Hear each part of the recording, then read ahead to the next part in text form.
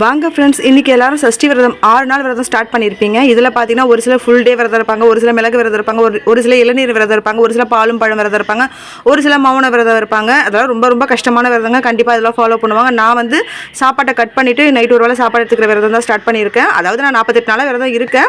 42 நாள் முடிஞ்சு போச்சு. இன்றைக்கி 43வது நாள். ஆனால் 6 நாள் கணக்கு இன்னிலேருந்து தான் வருது. கண்டிப்பாக எல்லாரும் வந்து 6 நாள் விரதம் இருங்க. கண்டிப்பாக வேண்டுனதை கண்டிப்பாக கொடுப்பாருங்க. இவ்வளோ நான் ஒரு இதுவாக சொல்கிறேன்னா கொஞ்சம் யோசிச்சு பாருங்கள். எனக்கு நிறைய விஷயங்கள் அது மாதிரி நடந்திருக்கு. அதே போல் சஷ்டி விரதம் 1 வருஷம் இருந்துட்டு விட்டுறாதீங்க, தொடர்ந்து இருங்க. இன்றைக்கி விரதம் ஸ்டார்ட் பண்ணுறாங்க, முடிஞ்ச அளவு காலையில் எழுந்து போட்டு முடிச்சிருங்க. அப்படி இல்லைனா ஈவினிங் அது பூஜை போட்டுடுங்க.